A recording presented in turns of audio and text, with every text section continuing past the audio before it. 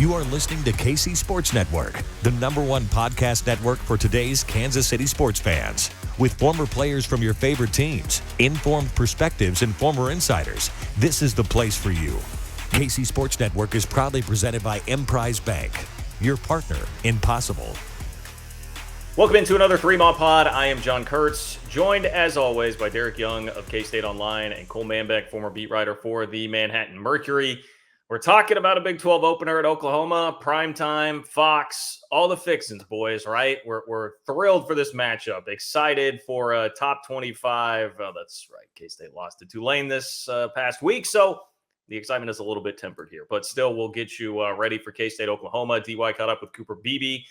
That offensive line had some issues, certainly against Tulane last week. We'll get the lowdown from one of the horse's mouths themselves on what happened last week against Tulane up front for the Wildcats. Our locks of the week, all that you've come to know and love here on these preview episodes, all to come. But first, we need to remind you to support Holiday Distillery. If you are going to be watching the game this weekend, make sure and load up on the 360 vodka, Ben Holiday Bottled and Bond Bourbon, whichever is your poison of choice. They've got you covered. Make sure that you're ready to go for your tailgates the rest of the year as well if you're going to be headed out to Bill Snyder Family Stadium. Holiday Distillery, K-Staters that have supported this show, so continue to show some love to them and support them as we move forward here. All right, so the headlines for the week. I know this is really fitting basically the same theme that we had in the postgame show after Tulane, and that is that Adrian Martinez needs to be better. K-State needs to be better offensively. And the term that I believe Chris Klieman used, DY, you were the only one in attendance at the press conference this week, but it was that he needs to cut it loose, which I will say, I mean, that is the correct thing to be saying right now. And it does sound like both sides confirmed that there was somewhat of a tough conversation had between Colin Klein, Adrian Martinez, and Chris Klieman on that topic. So are we more optimistic about this? How much better and or differently are you feeling about it now, having rewatched the game? By the way, can I point out, DY said he's rewatched the game 3 times now? Glutton for punishment, Derek Young. This is what this man does to bring you guys content. He's rewatched it 3 times. So where are you at on all this? It's I was a little surprised that Chris Klieman was as blunt as he was this week, but he's kind of hinted at it, but he was more direct about it this week. Colin Klein said that same thing about not playing to make a mistake 2 or 3 times. I know that there's this talking point, and maybe we can just jump into this part of the conversation that, Kansas State's kind of coached the aggressiveness out of him to avoid the turnovers.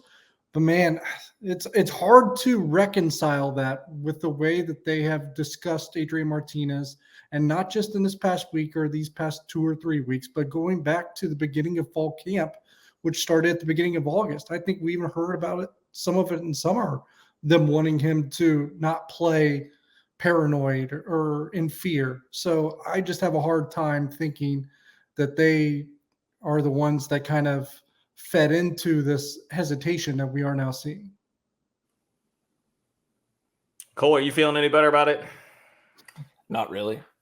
Look, I've been patient, as you guys know. I've been positive around this, but I'm at the point where I have to believe it, or I have to see it to really believe it. So I'm going to have to see him actually cut it loose if I think this thing's going to change direction and change course. And look, Adrian Martinez has started 42 games now in his career. Yeah, he shouldn't have to have those conversations with a quarterback, and it's unfortunate they're at this situation. I feel bad for Adrian because it definitely seems like it's a mental block at this point. But the coaches had to have this conversation and dialogue with him, and you have to hope. If it doesn't happen against Oklahoma after they acknowledge they had that conversation, then there's a problem. I would agree. And it would be remiss to say, I think this might be a pretty tough game to try to light that up, like that you haven't done it yet, right? And then you're all of a sudden going to be try to return to this old aggressive Adrian Martinez that has been turnover prone against probably the best. And not that he will commit a bunch of turnovers now, but I mean, if he really cuts it loose, that's going to invite that possibility, and you're probably playing the best team on your schedule. Well, that may be a debatable statement. We'll see. But to this point, for sure. I don't think so right now. Yeah. To this point, he was 19 of 25 for 289, a touchdown and a pick last year against Oklahoma, playing for Nebraska. So, I mean, he He has seen these dudes before and been all right. That was a pretty close game where Nebraska really put a scare into Oklahoma last year. And Chris Klieman did also reiterate this week that he is the unquestioned starter. So there was no wavering on that point publicly, even though he was blunt about the conversation that they had. But I think, would we all be in agreement here that you would rather see a 3-turnover performance if he is trying to cut it loose, at least go down swinging, so to speak, than have it be the same kind of lifeless effort that we saw out of the offense? Absolutely. Last week for sure, and really almost all 3 weeks of the season. And that's the route that gives you a chance. That's why I have no problem with him saying that Adrian Martinez is the unquestioned starter, because cutting Adrian Martinez loose and letting him be the old Adrian, that's the way you beat Oklahoma. Yep. Yeah. As long as they're aggressive mistakes, I have no problem with it at this point. I'm ready to see that. If an interception occurs downfield, so be it, because they can't win in the current structure of the offense that they're running. It's just not going to work. They have to stretch defenses and keep them somewhat honest so that you can utilize your All-American in the running game. And again, as we mentioned the other day, the 2 times we've seen Adrian Martinez really throw the ball more than 10 yards down the field, they've been nice balls. He hit Phillip Brooks in the hands against South Dakota. It was a drop. And then, of course, last week, the touchdown pass to Cade Warner, which was a really nice ball in the end zone. So there is at least some hope there. Look, I'm trying to be a little more positive here. I had some people – who was it that said someone on social media was like, oh man, Cole and DY having to prop John up and keep it. I was like, I didn't think it was that bad. I thought you were pretty late. But here's what I will say about Martinez. It kind of just comes to my mind. He actually looks more comfortable, and it's small sample size compared to the rest. He actually looks more comfortable throwing the ball downfield than he does to the short and intermediate route. Yeah. Sometimes when he's throwing those just horizontal passes, even it looks like a guy with zero confidence in his arm at the moment, because he really is guiding some of those throws, almost like a shot put kind of motion. The one time I saw him get in a rhythm against Tulane was right before K-State scored its first touchdown. I don't know if you saw it, DY and John, on TV when you were watching, but he completed a couple consecutive passes to Malik Knowles, and I saw him motioning to the sideline, hurry up, let's go, hurry up, run some plays, and he was starting to sling the ball around. And then he completed the touchdown pass to Cade Warner. That's when he looked like he was in a groove, but then he went ice cold after that and looked like he was seeing ghosts out there and couldn't cut it loose again. So I don't know, man. It's hard to say what's going on, but right now he's 120th out of 121 FBS quarterbacks qualified in yards per pass attempt. That's just not going to get it done. So To your point, I said it a couple times during the Tulane game. I think I might have said it at least once during South Dakota and Missouri as well.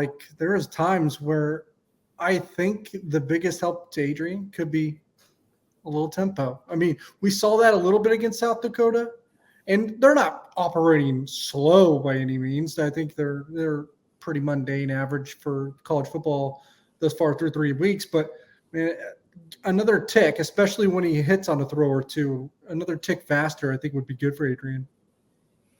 The risk there, though, is, and look, I understand, go down swinging, do whatever you think is going to be most comfortable for him. But you could also run into some 3-and-outs pretty quickly there if you continue to do that. And we know how much of a problem that was with the 3 for 20 on 3rd and 4th down against Tulane and not being able to stay on the field and move the sticks. I mean, that could get you in trouble in a hurry against Oklahoma. But if they think it'll work, if they think he truly is more comfortable with that, whatever you got to do, because that clearly is issue number one. Now, I'll sneak this in as a headline for this pod and this week going into the Oklahoma game, because they kind of dodged any bullets on the post-game pod after Tulane, but that's the offensive line getting pushed around up front by Tulane's defensive front in that game, and that certainly didn't help. I mean, look, Adrian Martinez has his issues, the receivers have their issues, but Deuce Vaughn was cramping up and had to miss 8 minutes of the game at the back end of the third quarter and the beginning of the fourth quarter, which didn't help, and the offensive line was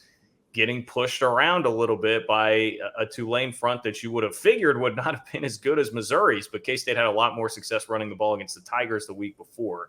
And I know, DY, this is one of the things you really focused in on your rewatch, is looking at the offensive line. I mean, how high does that rank on the list of issues that this team has right now, or concerns for a position group that we felt like was pretty strong with this team? Yeah, well, They have some improvement to do. I'm not going to panic too much about them because I thought they were above average against South Dakota and Missouri, and certainly on a trajectory to be, continue to improve and be a pretty good salty unit by midway through the season. And they took a giant step back against Tulane. I think that was a disappointing performance from them. I don't know if you want to put it on focus, concentration, missed assignments, a chemistry problem. It's not just losing Taylor Portier, especially since one of the better offensive linemen in that game was Taylor Portier's replacement and Hadley Panzer. Now, they all had their whiffs and their bad plays, but there was only a group of them that had some really good plays and were consistent at any moment. So, and one of my takeaways too, and that kind of connects to that, is I think Adrian Lange needs to play a little bit more. I don't know how you want to align your offensive line, but you got to get your best five on the field, and I think he's one of your best five at this moment. And I actually do think KT Levison was playing pretty well. He had the cramping issues just like Deuce Vaughn, and I think that kind of negated his ability a little bit at the left tackle position. They probably had him out there more than they should have because it hindered his ability. Yeah, I mean, you guys saw in the group text, I was putting a lot of the stuff and the issues on the offensive line during the game on Saturday. It was an unacceptable performance against a Tulane front that didn't even have its starting nose tackle, and they were bulldozing Hayden Gillum at the center position and getting pressure right up the middle. Offensive line was missing assignments up front. It can't happen. I mean, you got to pick up some of these third and fourth and shorts, and Kansas State's offensive line got bullied and pushed around, and I thought they played a little bit flat in that game. I know that they're in a tight predicament when teams are loading the box and teams are taking away Deuce Vaughn in the running game. I completely understand that, but it's not like it's anything new for Kansas State football and in the Chris Klieman era and dating back to Bill Snyder. I mean, you knew that K-State was going to line up and run the ball in third and fourth and short. The offensive line historically has gotten push and gotten the first down, and that didn't happen on Saturday. Not only that, they were getting tackled in the backfield for losses on occasion. And I thought some of Adrian Martinez's errant throws were because they couldn't pick up pass protection, and he was under pressure. I think back to the Phillip Brooks pass that sailed out of bounds. He had a guy running right at him. Now he still needs to make that throw downfield, but he was under pressure. And so it's odd to say, because one of the most interesting statistics to me when you look at this is Adrian Martinez hasn't been sacked yet. Like, you think about all the sacks that he had at Nebraska and the offensive line and the QB pressures. South Dakota a few times? He had, okay. Didn't he get blasted? Did he fumble? Is that He why? did. I think we had sacked 3 times against South Dakota. Yeah. Okay. Well, I'd have to go back then and look. I do recall the South Dakota one when he got stripped and fumbled. And it might be because I was looking at team rankings, which takes out FCS opponents. He hasn't been sacked in the last 2 games, so they strip out the stats against FCS. So that's probably where my issue is. So he hasn't been sacked the last 2 games, which is still significant because you think about Missouri's pass rush, and then, Darius Hodges at the DN position for Tulane led the American Conference last year, 15.5 tackles for loss. It's just interesting to me that he has mostly avoided sacks so far. And I don't know if that's a product of him, just panicking and getting rid of the football and not letting things develop. And that's another situation where he's being risk averse. Or if it's, there's been a lot of times where I've seen him hold on to the football longer than he probably should and not let it sail and maneuvered the pocket and avoided pressure. I don't know what to make of it. The bottom line is the offensive line has to be a hell of a lot better against Oklahoma, because they're playing a defensive line and a defense that leads the country with 32 tackles for loss and is 5th in the country with 4.3 sacks per game. So Brent Venables is going to bring stunts and pressure at this offensive line, and they're going to have to communicate. And the biggest concern I have about this game is it's the first road game in a new offensive system, and it's in a huge stadium. It's going to be loud.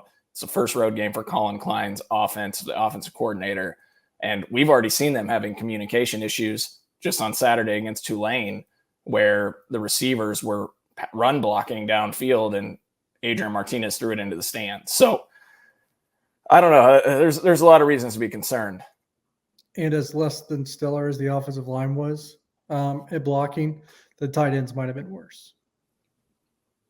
Yeah, with lots of discussion about the tight ends. I mean, Cole's boy is Sammy Wheeler. I think DY's boy is Ben Sinnott. A little little clash between those two in terms of how they played potentially Saturday. Both have to be tremendously better than they were. Senate. I was trying to stir a little something up there. Yeah, well, Senate probably had a little bit more good, but they were both less than desirable. I trust DY's evaluation. There is some footage out there on the internet that's not favorable for either one of them. Some situations that just can't happen. They got to get better too. Otherwise, if Sammy Wheeler is not going to be a better blocker either, then you probably need to go to Will Swanson and give the redshirt sophomore an opportunity to get on the field. He's bigger. He's probably a little more physical. And if they're not going to utilize Wheeler more in the passing game, downfield, then they probably have to go to more of your prototypical tight end and Swanson and get him on the field more. And my thing with Ben Siddon is I think he was a better fullback than he is a tight end, which he's playing kind of the H right now. But yeah, I think he isn't he a wide receiver? DY, I thought he was a wide receiver because that's what I see him play more than anything else. I mean, they do. They'll use him in that little cluster with three receivers out wide. I mean, you're not wrong, but I think it's like a desperate times, desperate measures situation. They just don't have a whole lot at receiver right now in terms of production. Now, maybe they were getting open more on Saturday and we just weren't aware of it. I would not know watching on TV, but I digress. There are problems all across the board on offense, as we have outlined there, and that covers most of the headlines. But look, I'm going to be positive here for the third headline this week, okay? Who has played Oklahoma better in this league than Chris Klieman since he stepped into the league in 2019? The answer is nobody. He's 2-1, and the one loss was relatively close last year in Manhattan. So they were at least competitive with Oklahoma, and obviously won in 2019 in the massive upset at home, and then immediately after losing to Arkansas State, by the way, similar position to where K-State's at right now, they went and beat them in Norman in 2020. So there's some good news. There should be no fear factor, right, for Klieman and all these guys going to play the Sooners. To be fair, and I'll let Cole kind of take this one because he kind of knows the historical stuff between the two programs far better than me, but it extends farther than just Klieman. I mean, Kansas State in general has been more of a thorn in Oklahoma's side than just about any team in the Big 12. I'm not sure if it's going to pan out that way on Saturday, but man, I mean, 2018 was not pretty, but even in 2017, it took a final drive from Oklahoma to win in Manhattan. And then I know there's the 55-0 ball game, but there's a couple wins from Bill Snyder, and they're dating back to 12, 13, 14 as well. So I think I saw, maybe I'm wrong, it's Kansas State 4-6 in their last 10 games against Oklahoma, I want to say. So this extends beyond Chris Klieman. Yeah, I mean, there's not a lot of in between in the outcomes of this history. There's either really close and competitive or it's a blowout.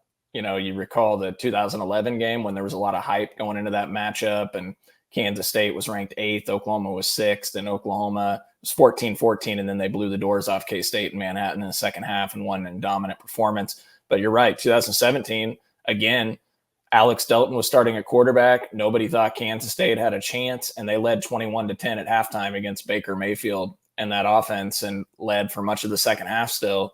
So it's been an unpredictable matchup. So hopefully Kansas State bounces back. And again, I think if you're a K-State fan, where you're optimistic in this matchup is they got nothing to lose now. Nobody thinks they have any shot of winning this game. This was a wake-up call against Tulane. I'm not saying Oklahoma is going to overlook K-State, but maybe early on they might be, it's this natural reaction. I didn't think K-State would overlook Tulane with the veteran leadership they had. And it looked to me like K-State came out flat. So it happens with college kids especially. There's a chance that occurs. And K-State, like I said, has nothing to lose. And Adrian Martinez can just cut it loose. Take some chances, run some trick plays, throw everything out there, and have some fun.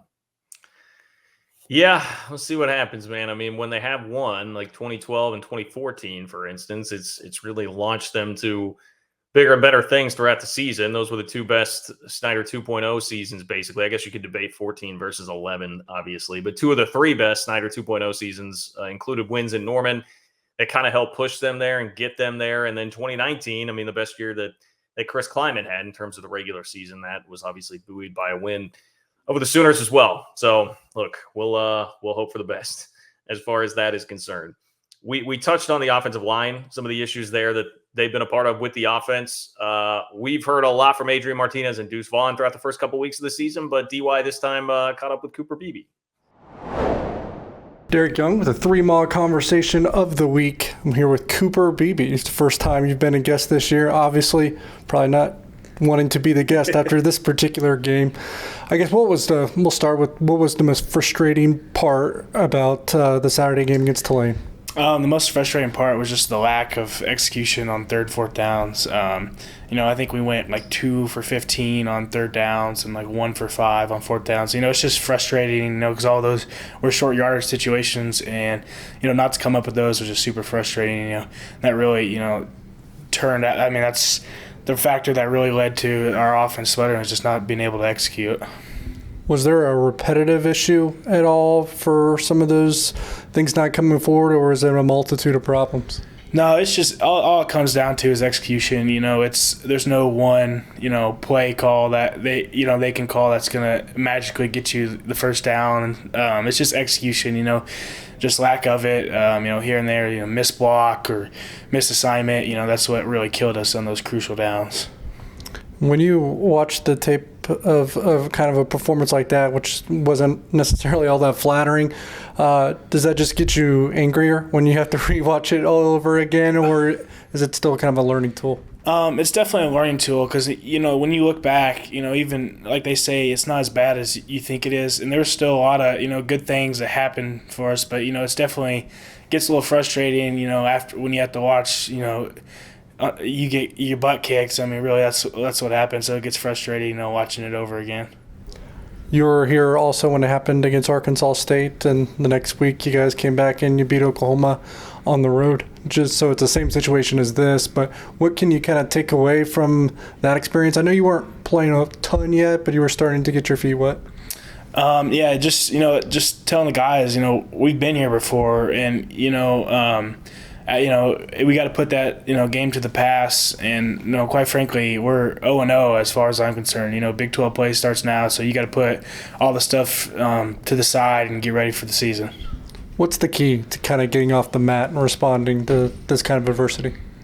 Just attacking the week and going out and execute. The lack of execution, speaking for the offense, was something that was out there on display, and I think just bouncing back, preparing more, and just going out there and execute and just letting it go free. I mean, just play. There's nothing to lose. Just go out there, give it your all and just execute.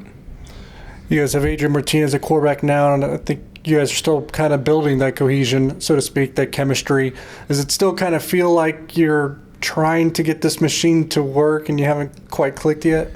At times, yeah, but I mean, I don't think it's anything on Adrian's side. I think it's just, us not being able to execute, not giving him enough time to throw, or, not opening enough holes for the run game. So I don't think it's anything with him. I think, we got to be better up front for sure. Was that one of the weaker films probably that you've watched in terms of how the offensive line performed as a whole? Yeah. I mean, we had our moments. I still think there's a lot of good out there. Obviously, there's still a lot of learning that can be done. But overall, I didn't think it was a bad performance on the line. Andrew Langang starting to play more and more, kind of forced into that action, of course, because TP's injured. KT went down a little bit during last week's game. Is he becoming more and more ready for this moment? Oh, absolutely, yeah. And, something that Coach Riley talked about was getting more dudes involved. Out there it was hot, and, speaking of KT, he was cramping, and that's one of the issues, and Coach Riley talked about, he's going to try to get more dudes involved, kind of take a couple reps off people here and there, so we can just stay fresh. You've kind of been a part of both wins against Oklahoma, or just the one? Just the one, yeah. Okay, well, you guys have beaten Oklahoma 2 of the last 3 times you played them. Does it still feel like you're the hunter and as the underdog in this kind of game? Not really. I mean, obviously, nobody's, everybody's counting us out. We're used to that. I mean, it is. I think most teams that play Oklahoma are always counted out. But we're not going into it thinking, we can't handle these guys or we can't compete with them. We're going in, like we said, we've been here before, we've beat them, before, so it's nothing that we can't handle. Because of that perception of what, the national perception of you guys and the national perception of them, is this one of the games you kind of look forward to playing the most? Oh, absolutely. And, I'm excited to experience, what a full stadium looks like. Obviously last time we were there, it was COVID, so there was nobody there really.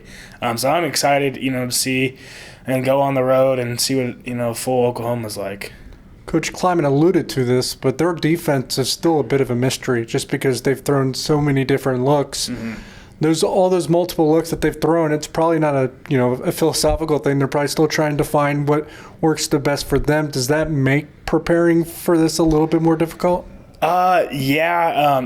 Like you said, watching the 3 games from this, they've had a different defense structure every game, so it obviously makes it tough. It's just a little more time you got to put into it.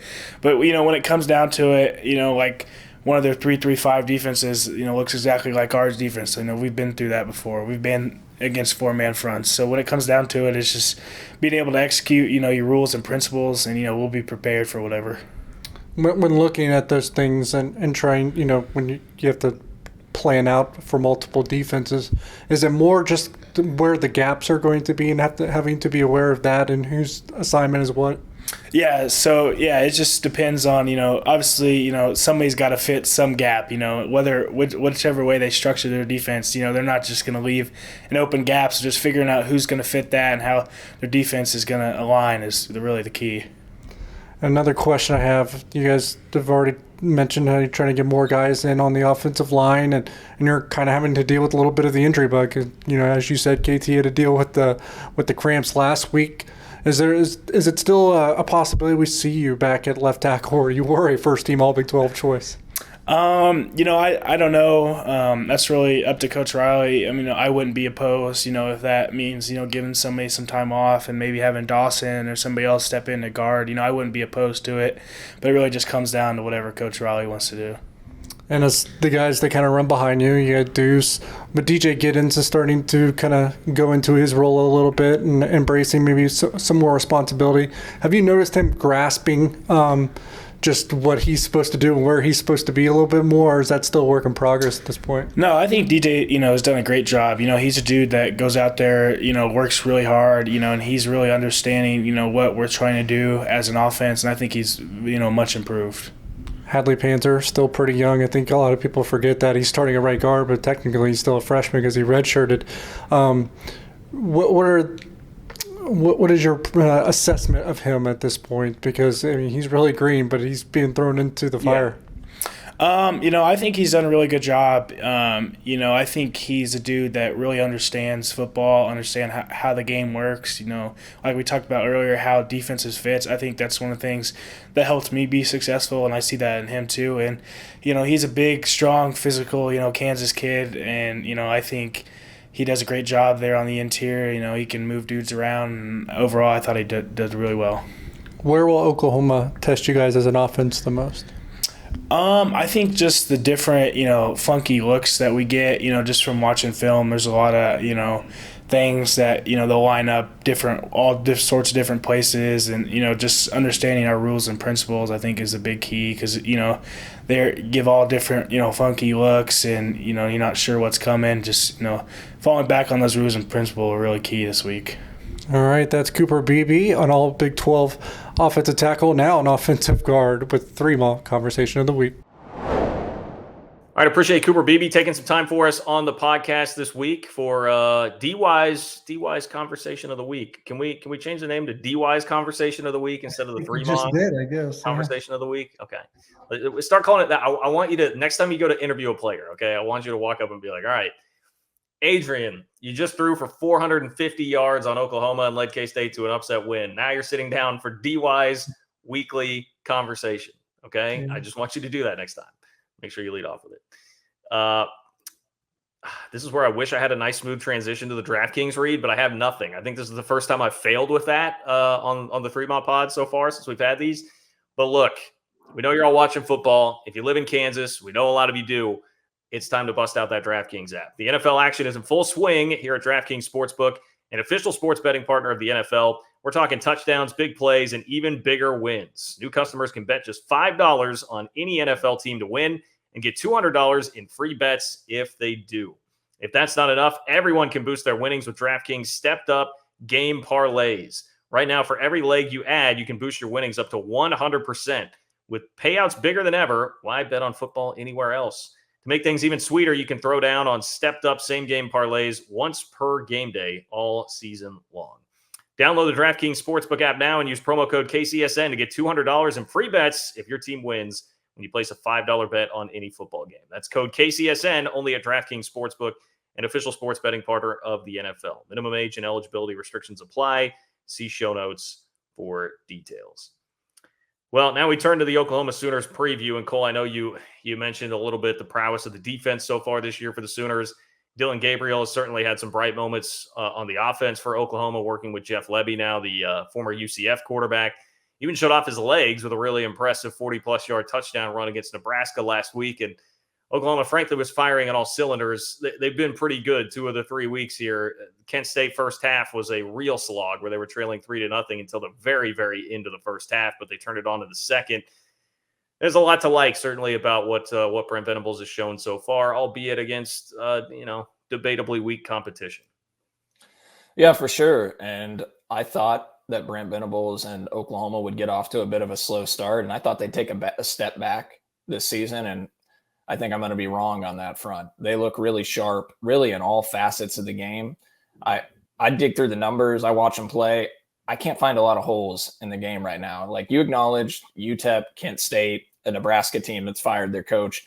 But I'll be honest, I thought Oklahoma would struggle a bit in Lincoln on Saturday. I mean, we saw that betting line move from 14.5 to 11. The Sharps were on Nebraska, and Nebraska got out 7-0 right off the bat, looked sharp, and then it just went downhill for the Cornhuskers from there. So I was impressed with how they dominated Nebraska, with an interim coach. I thought the Huskers would come out inspired, and that didn't occur.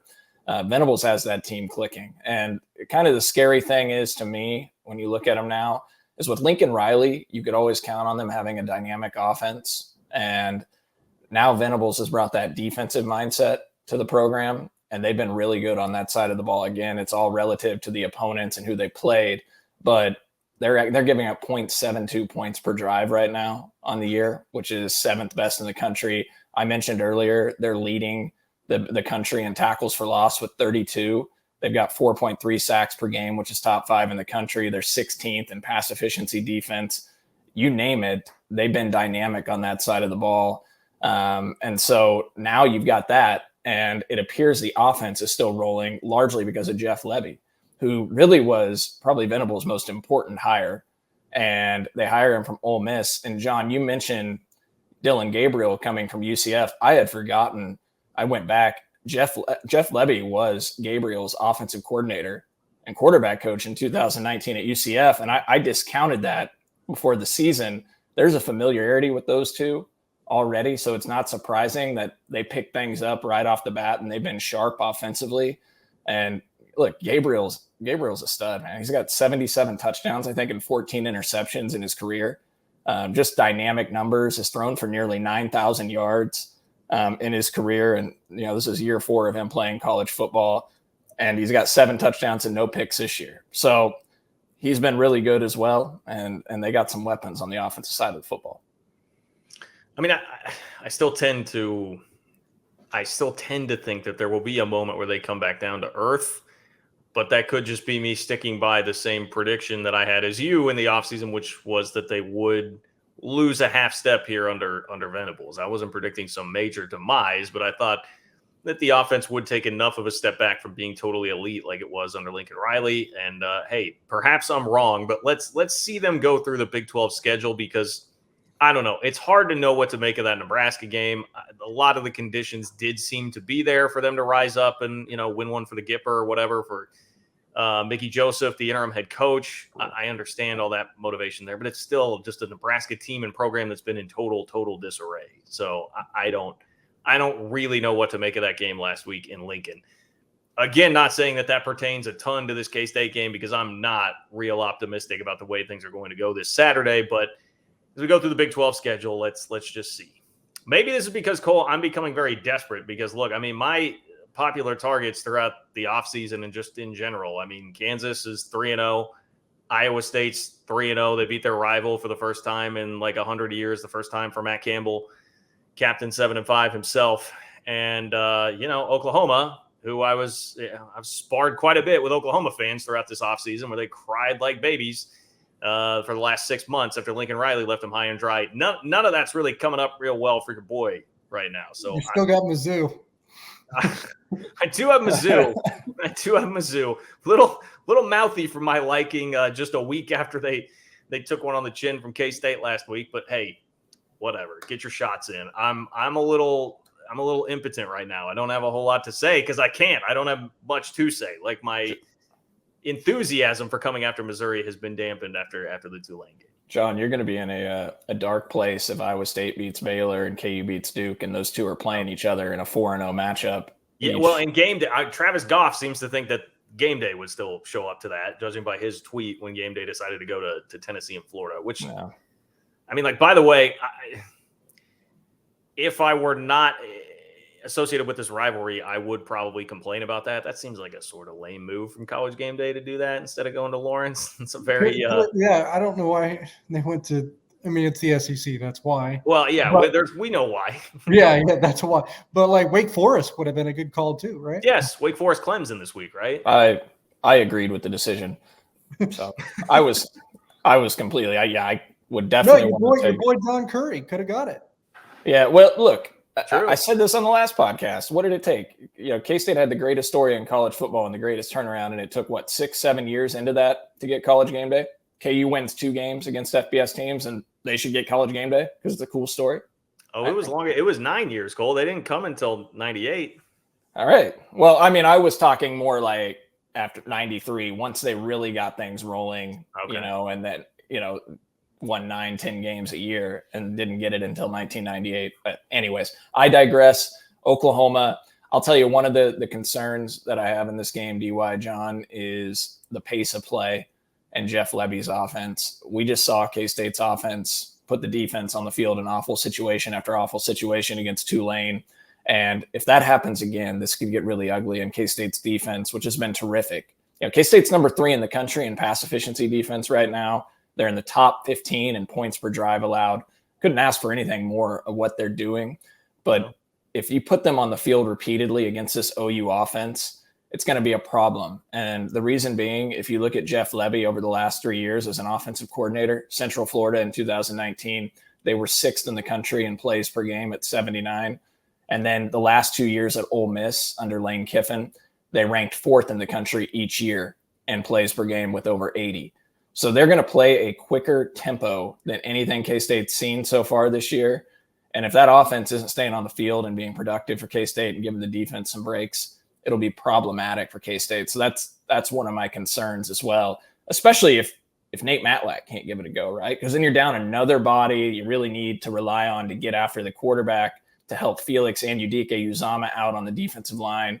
You got to hope Matlack's back and he can be effective because one of the things that OU has struggled in is protecting Gabriel. It's a bit surprising to me, but they've given up an 8% sack rate so far in the year, which is 102nd out of 131 FBS teams. And Oklahoma doesn't have anybody behind Gabriel that's proven at the quarterback position. And Gabriel broke his collarbone last year in the second or third game at Louisville when he threw an interception and broke it. So they don't want him taking many hits. So if I'm K-State, I'm trying to put him on his back.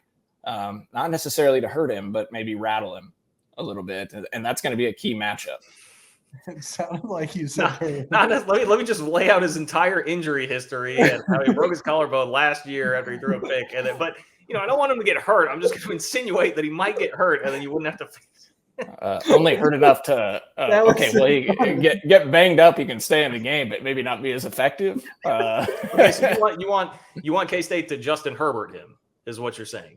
That works for me. Well, they hurt Michael Pratt at Tulane last week. I mean, he was hobbling around the field, but then he makes K-State's defense look kind of silly near the end of the game. Again, I'm not going to throw throw shade at the K-State defense. So yeah, can't ask for much more from them. Same here.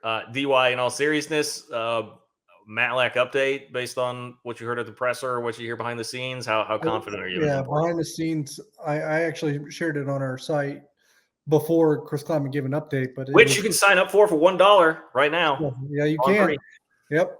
But I called it a game time decision, and Chris Klieman kind of reiterated that I think it was more.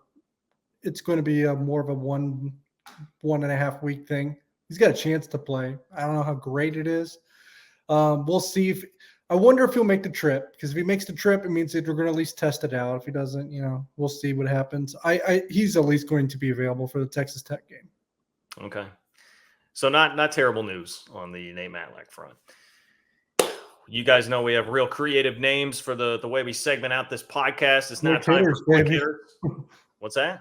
Say quick hitters, baby. Great name. That's right. It is quick hitters. We learned after the game that Deuce Vaughn had cramps. That was the issue that kept him out for. I saw Kellis, Big J Journo, said that it was like 8 minutes basically of game time, 6 minutes in the third quarter, a couple minutes in the fourth quarter before he came back in. So true or false, the outcome of the Tulane game changes if Deuce Vaughn is totally healthy, doesn't have to deal with the cramps at all. False. I don't know if they can. I mean, they barely got in the end zone when he was healthy. I mean, I think it's false. I think they still lose. False. Yeah, they weren't moving the football with Deuce Vaughn in the game either. The bottom line is you don't block people. He can't make everybody miss, and they weren't blocking people. I mean, the only resistance I would provide to that is that, like remember the Baylor game last year? I mean, they just had nothing offensively the entire day, couldn't do anything. Skylar Thompson played one of his worst games. And then there was the one moment where Deuce popped the touchdown run, like the really long, a 60-plus yard touchdown run. Like you that possibility is there, and I understand you lost the game by 7, but had they gotten one of those earlier on before Tulane, I wish it was Clemson, before Tulane scored to go ahead, I think it could have dramatically changed. He's the home run threat, so you always have that chance when he's in there, so that's the argument for sure. But, I mean, it's funny that you say that, though, because I kind of summarized the offense the last week. It's kind of been my go-to. It's kind of just hoping and praying that Deuce Vaughn breaks loose. That's the offense right now. Yep. Yeah, it really is. Felt very hopeless on Saturday every time they took the field. I mean, I honestly was sitting there every time K-State's defense forced them to punt and it wasn't a turnover. I thought that was K-State's best chance to score was the defense. Yeah, that's why I grimaced when Drake Cheatham dropped that pick six. I mean, really, I did. Yeah, I did too, because I felt like if K-State could get up by 7, they were going to be okay because that defense is so good. But man, that's depressing that you really had to feel like the defense or special teams was going to have to score. And we didn't, not to go back to Tulane, we didn't talk about that, but they really neutralized K-State special teams. I mean, that's a battle that K-State's always going to have to win. And credit to Tulane, K-State couldn't get anything in the return game, kick returns, punt returns. And, K-State also wasn't that effective punting the football. So, they won that battle when you really look at it. Tulane did. I'll be curious how Tulane finishes this season. Well, they got Houston in 2 weeks. That'll be an interesting matchup. That will be. I'm going to put positive Cole to the test here because, Cole's turning over a new leaf. He's positive about everything, especially basketball right now. What number is higher this year? K-State basketball conference wins or K-State football overall wins? So, Cole wants to be positive about basketball and football at the same time. How does he reconcile this? I feel like I've got him pinned down. The basketball conference wins. I love Jerome Tang and this basketball staff right now, and they haven't lost a game yet. So I'm gonna take their side, and I'll say I think they're gonna win 9 conference games. 9-9. Here's how I thought about it, because I saw the question on the outline. I actually looked at the outline this week, even though you said I didn't. I just assumed DY hasn't looked at an outline. I mean, the PowerCat Game Day outlines. I don't think you've looked at one since 2019. I was going to say, I looked at 1 or 2 ever. For some reason, I looked at the outline tonight and I saw this question. And the way I look at this question is, which one is more likely to win 8 games? Because I think that's almost like the benchmark kind of thing. And I think it's to the basketball team. I think they're more likely to go 8-10 during Big 12 play than we are to see an 8-4 football season. Yeah, I got K-State in the NCAA tournament. I mean, I've said that multiple times with the Keontae Johnson edition, assuming he's healthy, and hopefully they can get Desi Sills on campus. And if I'm going to have K-State in the NCAA tournament, I'm going to have them winning more games than football at this point, because that's going to take at least eight conference wins. Boy, we're counting on Desi Sills. I mean, rotational piece. They need another guard, so they're going to – and if he'll be good by – I mean, probably kind of a ramp up since he'd be not making it until October. I understand that, but and you think that's all I'm saying, by the way. That's not a comment on Desi Sills' ability at all. Yeah. No, but at least by Big 12 play, he should be good. That's the point. That's the point, DY, right? Okay, Big 12 play. They'll have him ramped up by then. Fair enough. All right, Big 12 play. For the record, I do tend to agree with you guys. I think this is feeling like a 7-5 football team, and I get the feel I would just go like 8-10 for basketball. I'm not that's how bullish as Cole, but I think they could get to 8-10. Because I'm playing it safe until we actually see some of these guys in a K-State uniform. This is not. I'm not trying to cut them down at the knees at all here, but I barely watched some of these players at their last team. I'm gonna put this out there because this is another one. I don't know if it's all like a Cole barometer here, but this is more like a barometer for my theory on Venables going into the year that Oklahoma was going to take a bit of a step back. Yeah. If you were given the chance to take any coach from a fellow Big 12 school right now, how high is Brent Venables on that list? Well, the top two is Gundy and Aranda. So he's below those two for sure. You would take, like, if you're at K-State, you would take Gundy before you would like Matt Campbell or Lance Leipold? Yeah, I think so. That's a tough one for me. And it's like, I respect the hell out of Gundy, but I mean, he's an Oklahoma State guy. He's been there for so long. He's maybe he's not old. He's probably about the same age as Leipold, right? I'll look it up. Cole, you can. Yeah, but he looks a little bit more spry. I don't know. I would take Gundy before Leipold. Campbell, yeah. I know I would take Gundy out of those three. Yeah. Right. Gundy's 55, so I think that's 3 years younger than Leipold. Yeah, I'll get Gundy. I really like Neil Brown. So a little bit torn there. That's a really good question. Again, I wish I would have looked at the outline so I could prepare myself for it as I'm trying to stall here. Well, let me give you my list because I would still have him fifth. I would take after the four we already mentioned. Yeah, and really no particular order outside of Aranda. Dave Aranda is who I'd want the most. But like Aranda, Leipold, Campbell, Gundy. I think you would take those guys right now. Now that could change by the end of the year, but for right now, that's where I would have Venables in the pack. I would take Aranda. I wouldn't have Matt Campbell in there just because isn't he kind of just matching what we're already seeing at Kansas State? I mean, 7-8 wins. More or less. It's not that different of a job. I think I would take Venables third. I think I would have Venables over Leipold and Matt Campbell. Really over Leipold, huh? You think it's all about? Is this because you think it's all about Jalen Daniels and an inherited quarterback, or what? That's part of it, and I don't know. I'm a little skeptical still. We'll see. Okay. But I mean, I should be saying the same thing about Venables. He's coached 3 games as a head coach, so yeah. Absolutely. But I will say, and a lot of this is resource driven. Venables made good hires too. Jeff Levy, great hire, and that's part of coaching. It is.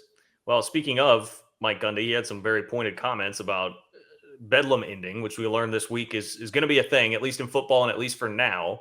Yeah. Oklahoma State and Oklahoma are not going to play the game. It basically sounds like Oklahoma was willing to play it still, and Oklahoma State said, like, we're scheduled out, which, let's be clear here. This works the same way, like, if somebody in your life is like, hey, why won't you text me back? And you say, like, I'm just so busy. It's been tough. Like, no, look, everybody's busy. If it means enough to you, you'll respond. You'll shoot the text back. It's the same deal here.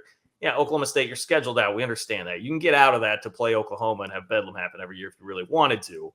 However, I don't really blame them for being standoffish about it because Oklahoma is the real reason this is happening because they left the damn conference. So where do you guys fall? Who's more to blame here? Because Mike Gundy's basically saying, look, it is what it is. No hard feelings that they're leaving, but they left. So they're the reason this isn't happening. Yeah, screw them, right? No, I think it's more Oklahoma's fault. I still fall in that line. They're the ones that, I mean, if they didn't leave the conference, there would still be Bedlam. So that's how it's that simple for me. When it comes to the scheduled out thing, it's it's a little bit of an excuse. I get that, just to kind of buy you some cover from your fans that would probably want to have it. But at the same time, if you were to cancel a game, you're probably going to cancel one of your bye games, right? And then Oklahoma State's then playing 11 Power 5 teams instead of 10. So I can see that a little bit. Well, maybe they could cancel the Bama series that they have lined up. I don't know what the hell they think they're doing with that, but they have a home and home with But Bama. they probably don't want to pay Bama to cancel that. That's the thing. Yeah, okay, fair enough. Cole? Oh, it's 100% Oklahoma. Okay. No argument for me on that. Okay. We're green too much here. I don't know. The only thing I had, just real quick here, two meltdowns that I witnessed on Saturday. South Alabama against UCLA. They try. I mean, they're up in the fourth quarter. They're about to extend the lead. They try a fake field goal where the ball snaps 7 yards backwards, just leaving the poor holder out to dry there. Or South Florida is driving with 44 seconds left, down 3 in the swamp. They have 2nd and 6 at the Florida 19. They snap the ball over Bohannon's head. Then they have 3rd and 20, and they run like a draw that goes for 2 yards, and then a bad snap on the field goal, and bada bing, bada boom, they lost. So worst meltdown there out of those two. I'll say the USF one, because I wasn't even aware of the South Alabama one. Oh, it was horrendous. I don't know. To me, that one was worse because what do you? At least South Florida's like, mistakes happen. You can snap the ball over the guy's head.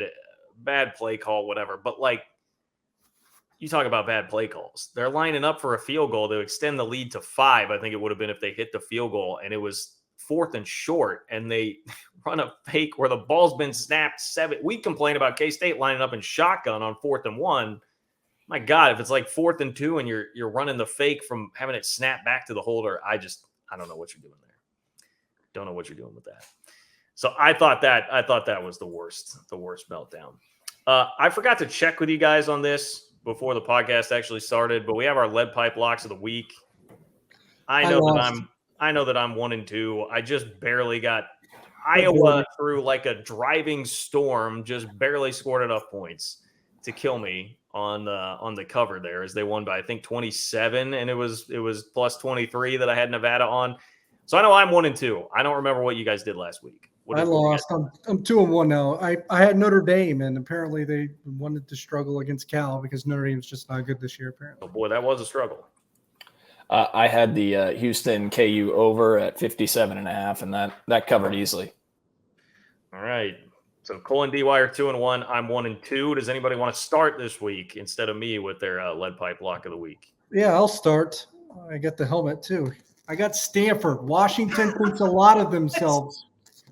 Why do you have a Stanford helmet? I got it this week. I'm just trying to get a bunch of helmets. I got Stanford. Washington thinks a lot of themselves. I think people are singing their praises a little too much. I'm trying to forget what the line was even. Stanford plus 12.5. I'm just looking for DY to become our Lee Corso and like start putting on the mascot. He's gonna start putting on the mascot head every time he does his lead pipe pick of the week. Stanford plus 12.5. We're gonna have to start doing Fremont game day on site. Have DY put on the gear. Nobody thought Washington was going to be this good beginning of the year. I think now they're overinflated. And I like Stanford at home. Yeah, Stanford at home plus 12.5. By the way, have you just thrown that Tulane helmet in the trash yet that you had last week? No, I don't think I can look at it because I'm keeping it. But guess what? Kansas State has a chance this week because Old Glory is back. We're wearing alternate gear. No more of these. Yeah. Look, I am as ardent a guy as possible on like uniforms do not affect performance, but I don't at this point. There's whatever. The crowd that wants to complain about it, just whatever. I bought in. Uniform. Like I'm also pro uniform, and now I'm like, get them away. Give us Power Cat all day. I don't blame the coaches if they go away from it because those guys did not. You need to come out and play inspired football when you get the opportunity to wear them, and you come out flat like that, you don't really deserve to wear them. Because there was a Baylor game in 2019. It was West Virginia in 2019. Navy, that's right. And then Tulane. I mean, Baylor was pretty good. This has not been Murderer's Row. So let's add that up, John. With the alternate uniforms, they score 12 points against Baylor. They score 10 offensive points against Navy. They scored 10 against Tulane. And then the West Virginia game, the Dalton Schoen touchdown on the first play, and then they score 13 the rest of the game. It seems like the the offense likes to lay some duds when they wear the alternates. Only let the defense wear the alternate. Put the offense in a different. I like that. You talk about getting some pub for yourself, like roll out with the hype video. Like it'll have like Felix rocking the alternate uniforms. Then you have like Adrian Martinez come out just like in the traditional uniforms. Like this is there you go. It'll be like the black shirts when Nebraska was actually good at football. You know, you gave some of those good defensive players black shirts. We'll just have the defense wear different uniforms. Yeah. I'm sure that's legal. Okay. We sound so old. Boo hoo. New uniforms are dumb. Dude, I am uniform guy. I know. Me too. But we sound anxious. 0-4 now under whatever, man. You guys can have it. You guys can have it. Cole, you have your lock of the week. Washington State plus 6.5 at home against Oregon. Oregon coming off a huge win. Washington State's already won at Wisconsin. I really like their quarterback Cam Ward. I really like Washington State's coach, the interim coach they hired, even though I'm blanking on his name right now. Maybe DY can fill it in. Though. Oh, I really like him, but I can't name him. I'm really on my game. I'll Google it for you. Kyle Smith. No, that's basketball, DY, you idiot. Kyle Smith. That could be anybody.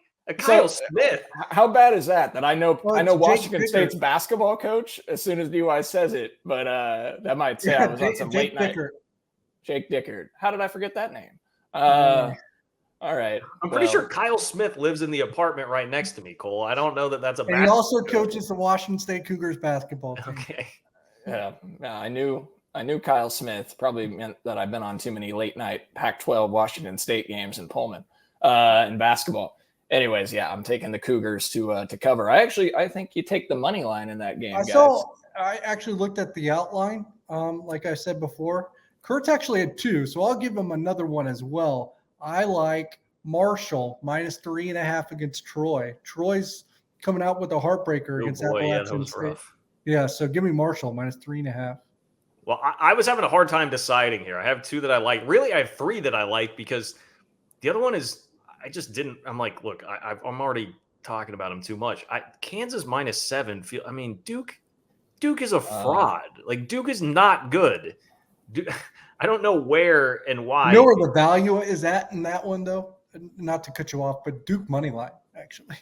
I don't actually know if John. That's the value. Is John actually going to be at Tanner's on Saturday with me, or is he going to be in Lawrence cheering on his Jayhawks? Yeah. He's wearing his crimson and blue. Credit where it's due, man. They look really good. They've gone on the road and beaten the Johnnies. That's preseason top 25 team, and Duke has beaten Northwestern and then 2 Rummies. I don't see it, man. And Kansas is gonna look. I see. Shout out to the Ain't No Seats pod, Cole. How about that? I see Braden out there buying like 1,000 tickets to the game and just giving them away. They're gonna have a lot of people in the stadium. I don't know. Is he really? Atmosphere they've had in a while. I didn't know they were doing that. Yes. And Travis Goff was like tweeting at him saying, we're going to help you out. That's happening, man. Okay. So the 2 that I have that I can't decide between, I'm going to roll with this one because this line seems really weird to me. And these are the ones that always get my attention where I'm like, I'll just lean into it. But Texas A&M's a 1.5 point favorite against Arkansas.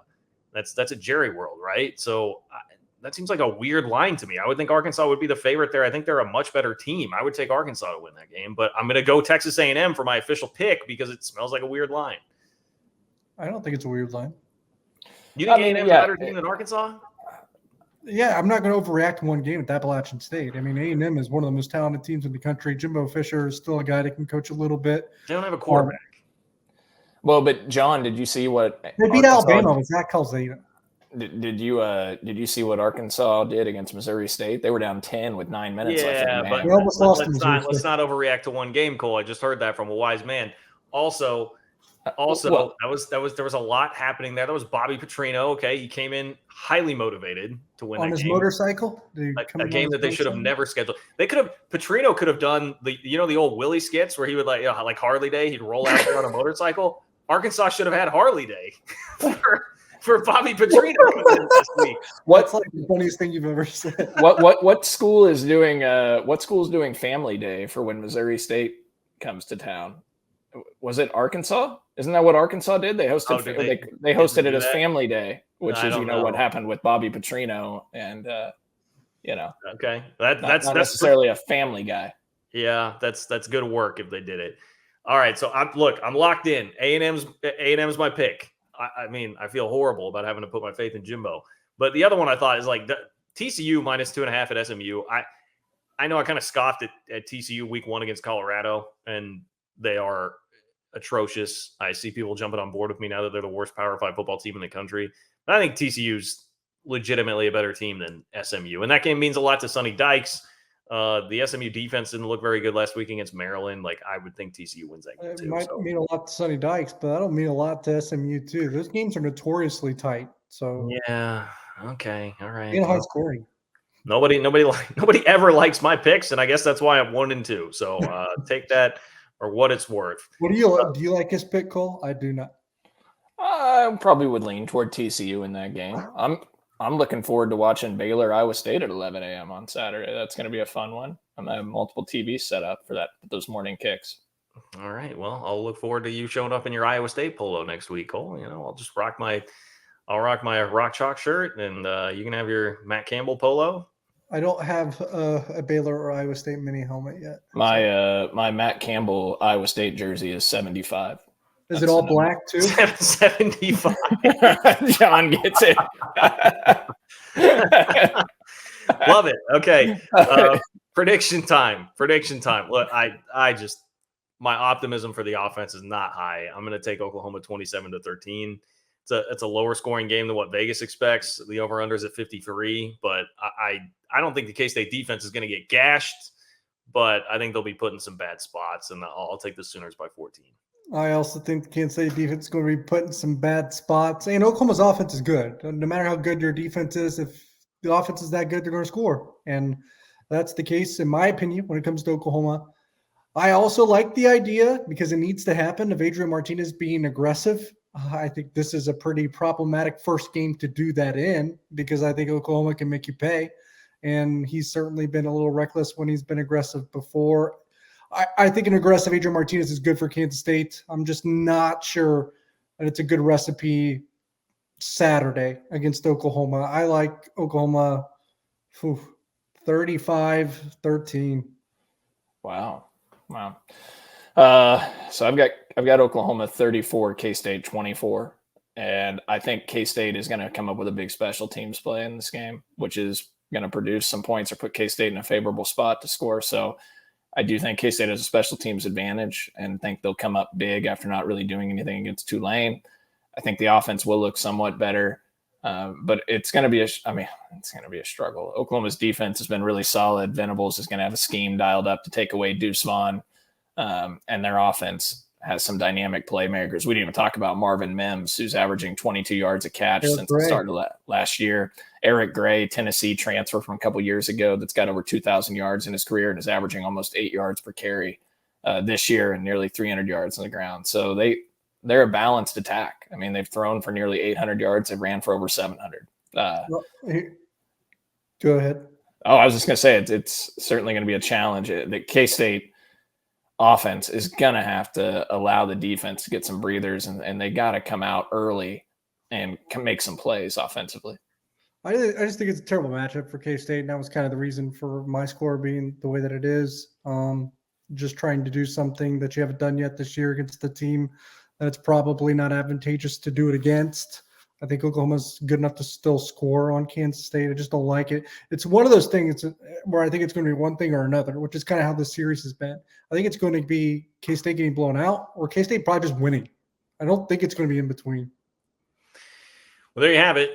K-State and Oklahoma coming up on Saturday. And if you are listening to this right now, you live in Manhattan or within earshot of Manhattan, come and see us at Tanner's. We'll be there at 6 o'clock for some pregame action, then do a postgame show live. So you have a chance to meet us, hang out at Tanner's, which, again, to me is the best place in Manhattan to watch a game. That was always my favorite spot to go watch Chiefs games when I was still living in Manhattan and covering the team. So come say hello to us, stock up on your Ben Holiday bottled and bond bourbon and your 360 vodka, and support Holiday Distillery.